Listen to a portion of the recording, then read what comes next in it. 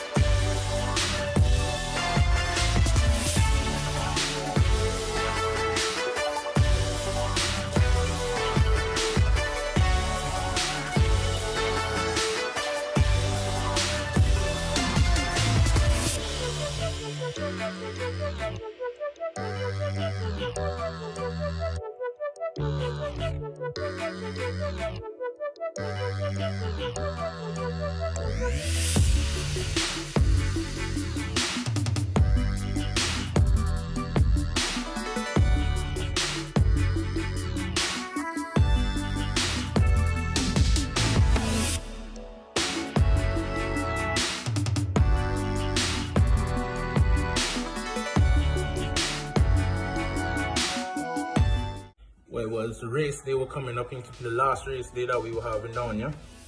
So I say I'm gonna put the B18 in the car for like 2 weeks straight, working on this thing, but pull apart the engine, pull off every bolt on, off the engine, got it sprayed. Well, I sprayed it myself, boom can, as you know, boom can specialist.